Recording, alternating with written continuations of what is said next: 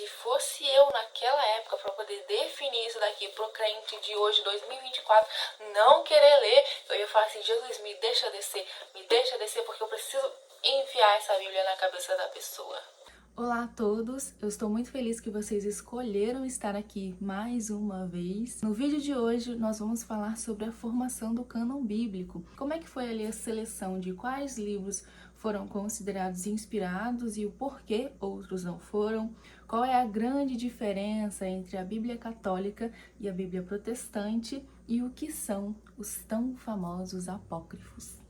Hoje em dia é muito comum nós pensarmos na Bíblia assim, como um único livro, né, com início, meio e fim. Mas nem sempre foi assim, com tudo completo, com tudo junto, com tudo em mãos. Diferente do que muitas pessoas pensam, o termo Bíblia não é um termo sagrado, né? Jesus não Jesus não falava lá nos tempos da igreja: vamos abrir a nossa Bíblia em tal lugar. Não, Jesus falava das Escrituras, vamos abrir as Escrituras. Então, como é que foi que esse termo Bíblia surgiu? Ao que tudo indica, o termo Bíblia surgiu pela primeira vez através de João Crisóstomo, que era um patriarca e reformador de Constantinopla. E o que Bíblia significa? Bíblia significa uma coleção de pequenos livros, que é o que nós temos aqui, uma coleção de pequenos livros. E é importante a gente entender que hoje nós temos aqui a Bíblia bem formada, mas naquele tempo não era assim. As escrituras eram escritas em rolos de papiro. Então cada livro ficava ali separado em um rolo. E esses rolos, essas folhas, ficavam em uma sala selecionada somente para isso, e conforme a necessidade da comunidade, as pessoas iam adquirindo esses rolos e eles ficavam ali para serem lidos para a comunidade. E uma outra coisa que nós precisamos entender é que, olhando assim, parece que tudo foi escrito na ordem em que a Bíblia está hoje, mas não foi exatamente assim. Cada um desses livros foram escritos por pessoas diferentes, em épocas diferentes, em lugares diferentes.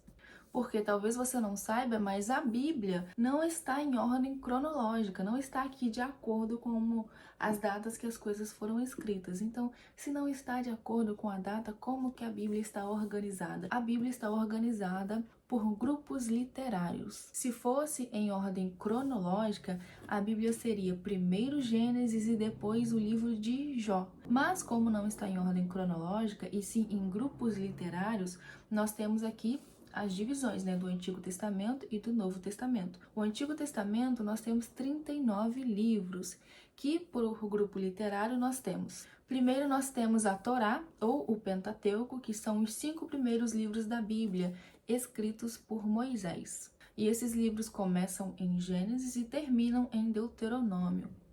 Depois, nós temos os livros históricos, que são 12. Eles começam em Josué e terminam em Jó. Depois nós temos os escritos ou os poéticos, que são 5, começa em Salmos e termina em Cânticos. Depois nós temos os profetas maiores, que são 5 livros, começa em Isaías e termina em Daniel. E por fim nós temos os profetas menores, que são 12 livros, começa em Oséias e termina em Malaquias. E a diferença dos profetas maiores para os profetas menores não está ali no grau de importância, e sim no tamanho do livro. Os profetas maiores contêm mais folhas, né, mais escritos, e os profetas menores contêm menos escritos. E depois nós temos o Novo Testamento, com 27 livros, onde nós começamos com os 4 evangelhos, Mateus, Marcos, Lucas e João. Depois nós temos Atos dos Apóstolos. Depois nós temos as cartas, que começam... Deixa eu colar aqui, gente. Que são 21 cartas. Começa em Romanos e termina com Judas. E por fim, nós temos o livro da Revelação, que é Apocalipse. E assim está formado o cânon bíblico, toda a nossa Bíblia. E como nós falamos lá no início, nem sempre foi assim, né? Tudo bem informado. Houveram alguns processos que o cânon do Antigo Testamento precisou passar e o cânon do Novo Testamento também precisou passar. E como é que foi essa definição para saber quais livros eram considerados inspirados e quais não eram considerados como inspirados por Deus? Nós vamos começar falando dos livros do Antigo Testamento, né? do cânon do Antigo Testamento. Algumas pessoas afirmam que foi Constantino que definiu quais livros deveriam fazer parte, de acordo aí com seus gostos pessoais, quais livros deveriam fazer parte do Antigo Testamento e quais não deveriam. Mas a história não é bem assim. Talvez você não saiba, mas o Antigo Testamento levou cerca de 1000 anos, gente, 1000 anos, para ser escrito, colecionado e reunido. E os estudiosos afirmam que foi provavelmente após o período da Babilônia que esses livros foram fixados ali onde bateram o martelo, que aqueles livros é que eram inspirados e foram ali selecionados para formarem oficialmente o cânon bíblico do Antigo Testamento. E diferente do Novo Testamento, onde aconteceram muitas coisas para que fosse definido ali quais livros eram inspirados e quais não eram, o Novo Testamento foi definido de forma muito simples. E por quê? Porque todo o conhecimento hebraico que se tem conhecimento e que foi preservado, está aqui. Então, praticamente, deixa eu virar, né? Praticamente tudo que foi escrito naquela época e que foi preservado foi selecionado e fez parte do Antigo Testamento. Foi assim que os judeus fizeram. Porque o Antigo Testamento foi selecionado pelos judeus e o Novo Testamento foi selecionado pela Igreja Primitiva. E um ponto importante e muito interessante é que, na época ali de Jesus e dos apóstolos, a Bíblia, do que é as Escrituras ali, o Antigo Testamento, que é a Bíblia dos judeus, gente, é só o Antigo Testamento. Eles não têm mais nada, eles não acreditam, né, do Novo Testamento em diante. Então, a Bíblia dos judeus é só o Antigo Testamento. Então, naquele tempo de Jesus e dos apóstolos, a Bíblia já estava formada. Ou seja, o Antigo Testamento já havia sido definido e eram essas as escrituras que eles usavam. Jesus até cita lá em Lucas 24, no versículo 44, ele fala: como está escrito na lei, nos profetas e nos escritos. Por quê? Porque é assim que o Antigo Testamento dos judeus é definido. Eles agrupam, eles fazem ali aquele agrupamento em 3 grupos, onde eles colocam a lei, os profetas e, por fim, os escritos. Essa é toda a Bíblia dos judeus. E são exatamente os mesmos livros que nós temos aqui no nosso Antigo Testamento. Só que muda a ordem, né? Nós agrupamos ali em profetas maiores, profetas menores, já eles não, eles fazem profetas, uma coisa só. E é agora então que entra a grande questão. Qual que é a grande diferença entre a Bíblia protestante e a Bíblia católica? Bom, para a gente entender a grande diferença, que não é tão grande assim, entre a Bíblia católica e a Bíblia protestante, nós precisamos falar de uma coisa antes. Aqui na nossa Bíblia, nós temos o que nós chamamos, entre o Antigo Testamento e o Novo Testamento, o que nós chamamos de uma página em branco. E o que essa página em branco significa? Os protestantes acreditam que durante 400 anos aconteceu o que nós chamamos de silêncio profético de Deus. E o que aconteceu nesse silêncio profético de Deus? Deus simplesmente não falou. Não houveram novas revelações através de novos profetas. Houve ali um silêncio profético de 400 anos. Então, nós cremos que a Bíblia termina em Malaquias e começa exatamente em Mateus. Nós temos aqui Malaquias anunciando o dia do juízo, do sol da justiça e também a vinda de alguém que se moveria semelhante a Elias. E tudo isso se cumpre aonde? Se cumpre no Novo Testamento com Mateus. Alguém que se moveria semelhante a Elias era quem? Era João Batista. Então, a nossa Bíblia termina em Malaquias, com o Antigo Testamento, e se inicia novamente com Mateus no Novo Testamento. E o que aconteceu durante esses 400 anos? A história não parou. Uma das grandes coisas que aconteceram ali naqueles 400 anos foi o período helenístico. E o que foi o período helenístico? O período helenístico foi o período em que a cultura grega ganhou proeminência em todo o mundo antigo. E o que aconteceu que o grego ganhou essa proeminência? Quando Alexandre o Grande conquistava uma terra, ele não aniquilava as pessoas daquela terra, ele ficava ali, ó, fazendo confraternização com a galera. Conquistava uma terra, ficava de amizade com a galera, com as mulheres, e aí eles ensinavam o grego para aquelas pessoas. E aí o grego passou a ser a língua principal durante aquele período. E como o Antigo Testamento estava escrito em hebraico e o grego tinha ganhado aquela proeminência no mundo antigo, o Antigo Testamento precisou ser traduzido para o grego. E essa tradução do hebraico para o grego ficou conhecida como Septuaginta. E por que esse nome? De acordo com a tradição, essa tradução do hebraico para o grego foi feita por 70 sábios judeus na cidade de Alexandria. É por isso que o nome ficou conhecido como Septuaginta. Por quê? Porque é o número 70 em romano. Inclusive, logo ali nos primeiros séculos da igreja primitiva, os cristãos usavam essa tradução, né, da Septuaginta. E aí, como nós falamos, muitas coisas aconteceram durante esse período de 400 anos e muitas coisas também foram escritas nesse período. E essas coisas que foram escritas nesse período de 400 anos, nós chamamos de apócrifos. Nós temos os apócrifos deuterocanônicos, que foram escritos 200 anos antes de Cristo, e nós temos os apócrifos pseudoepígrafos. O que é um pseudoepígrafo? É quando alguém escreve no nome de outra pessoa. E esses apócrifos pseudoepígrafos foram escritos 100 anos depois de Cristo.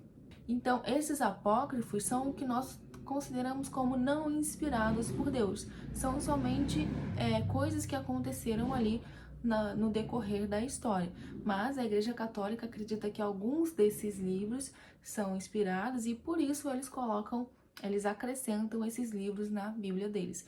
E aí, com a tradução, né, do hebraico para o grego, com essa criação da Septuaginta, muitas coisas foram escritas, e aí o que as pessoas fizeram? Juntaram tudo em uma coisa só. Então, o Antigo Testamento, que já estava oficializado, as pessoas começaram a acrescentar novos livros, e aí virou uma coisa só, cheia de novos livros.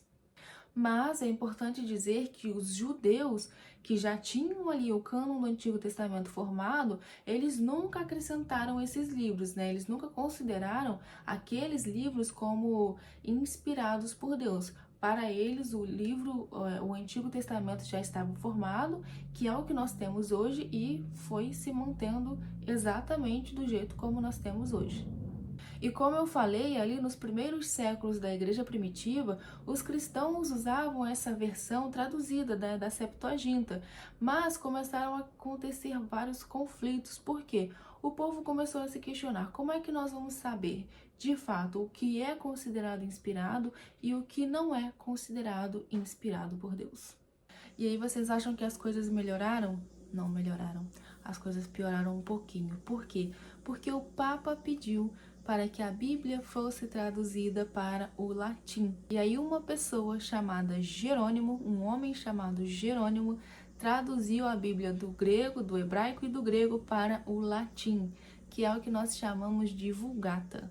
E aí, quando Jerônimo fez essa tradução, Jerônimo colocou ali uma notinha de rodapé para dizer para as pessoas que aqueles livros que estavam a mais na Bíblia não deveriam estar ali, porque eles não eram considerados como livros inspirados por Deus. E por um tempo isso até deu certo, mas depois a notinha de rodapé de Jerônimo sumiu e o povo voltou ali com a Bíblia com vários livros novamente.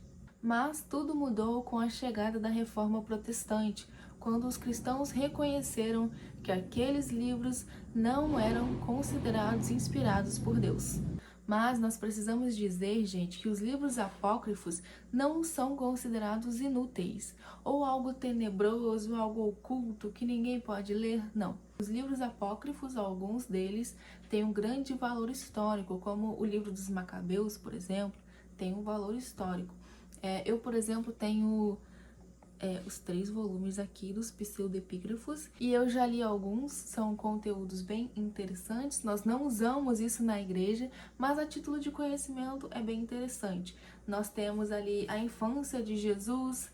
Um dos que eu achei interessante de ler foi o pós-queda ali de Adão e Eva, que nós não temos na Bíblia. Então tem ali uma historinha, né, de como foi a vida de Adão e Eva no pós-queda. Tem a infância de Jesus, por exemplo. Os evangelhos é muito engraçado porque os estudiosos dizem que há mais de 100 evangelhos, enquanto a nossa Bíblia tem 4, né? Os pseudepígrafos ali são mais de 100. Então são muitas coisas, mas que hoje nós oficialmente não consideramos como inspirados por Deus. E para fechar, nós precisamos falar da formação do cânon do Novo Testamento, que foi um pouquinho mais criteriosa. E por quê? Quem fez a formação ali do cânon do Novo Testamento foi a igreja primitiva. Mas, veja bem, como nós falamos, muitas coisas estavam sendo escritas naquela época, né? Principalmente ali 100 anos depois de Cristo. Então, como havia muito material, esses textos, esses escritos, precisaram passar por uma avaliação de 3 critérios. E quais que eram esses critérios? O primeiro critério era a apostolicidade. E o que é isso? Esses livros, esses escritos, deveriam ter sido escritos ou por um apóstolo ou alguém que era próximo a esse apóstolo. E o segundo critério era que esses escritos deveriam concordar com o que os apóstolos já haviam ensinado e também com o que Cristo já havia ensinado. E o terceiro e último critério era a universalidade. E o que é isso? Era o quanto aquela carta era conhecida e usada nas igrejas. Porque, vejam bem, as cartas e os escritos eram de domínio público. Não era algo oculto que ninguém poderia ler, não. E como as igrejas eram longe umas das outras, as cartas demoravam a chegar nas igrejas, né? Por isso que demorou tempo para que o Novo Testamento fosse formado, porque havia esse critério, né? As cartas precisavam passar em todas as igrejas. Então, se eu chegasse ali com uma carta bem suspeita que só eu tinha, aí essa carta não valia de nada. Por quê? Porque as cartas eram para serem usadas nas igrejas. Eram documentos de domínio público. E naquele tempo, eu acho que uma das coisas que pressionaram a igreja primitiva a definir ali oficialmente o cânon do Novo Testamento foi que naquele tempo, como eu falei, muitas coisas estavam sendo escritas e muitos movimentos também estavam surgindo. E um desses movimentos que ganhou grande proeminência naquele tempo foi o movimento do gnosticismo. E o que foi esse movimento do gnosticismo? Os gnósticos ensinavam que a salvação não vinha por meio de Cristo, né? Para eles, a salvação vinha por meio desse conhecimento superior que nós deveríamos acessar e aí obteríamos a nossa salvação. E nesse movimento do gnosticismo, nós tivemos 2 nomes muito importantes. O primeiro deles surgiu ali logo no século II, que era Marcião. Marcião se considerava um apóstolo. É por isso que esse movimento era tão perigoso. Por quê? Porque ele se considerava um apóstolo. E o que ele ensinava para as pessoas? Ele dizia, olha, eu sou o apóstolo verdadeiro. Você está vendo aqueles ali? Eles não são apóstolos de verdade. É só eu que sou. E ele passava os ensinamentos dele para as outras pessoas. E o que ele ensinava? Marcião ensinava que o Deus do Antigo Testamento, que ele chamava de Demiurgo, era diferente do Deus do Novo Testamento. Marcião pregava o dualismo. Marcião dizia que o Deus do Antigo Testamento era um Deus mau, que só queria sangue e vingança. Já o Deus do Novo Testamento já era um Deus mais bonzinho. Então eles viviam guerreando entre si. E nós não cremos nisso, né? Nós cremos que Deus é um Deus soberano. Nós não cremos que o mal fica lutando contra o bem. Não. Deus é um Deus soberano e Deus criou todas as coisas e tem domínio sobre todas as coisas. E Marcião, superapóstolo como era, não acreditava no cânon bíblico. Então ele teve a brilhante ideia de fazer o quê? Vou criar a minha própria Bíblia.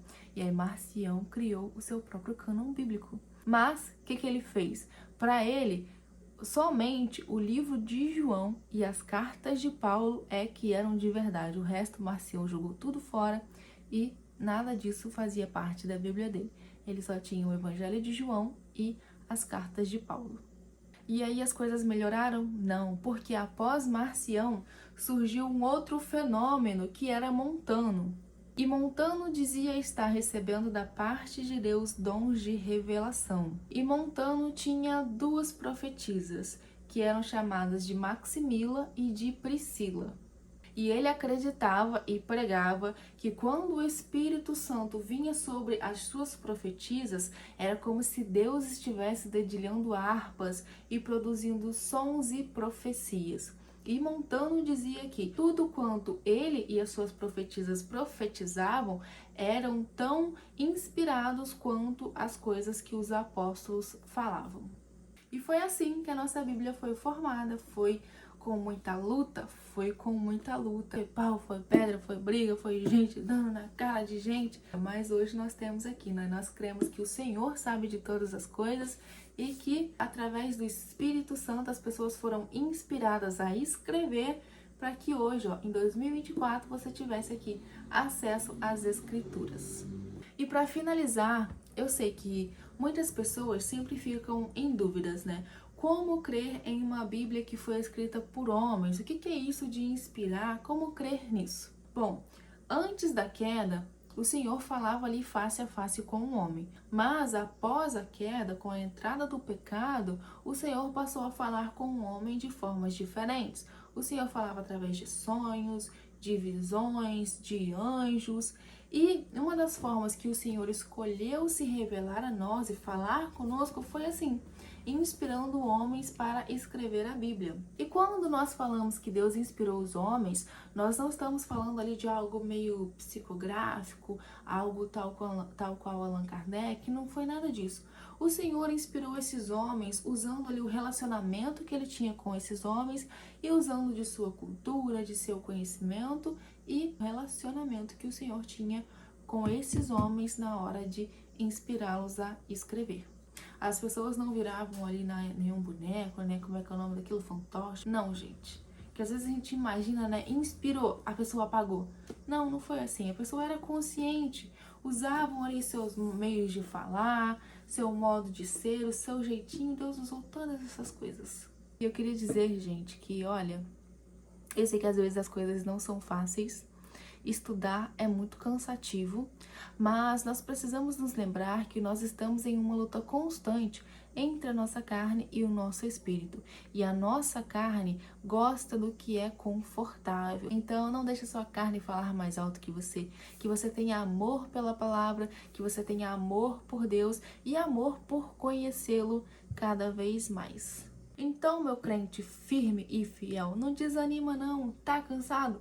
Vem cansado mesmo. Pegue a tua Bíblia, pegue a tua caneta, o teu caderno, vá fazer as tuas anotações. Amém? E que isso daqui não seja somente mais uma das coisas que você costuma começar, mas não termina.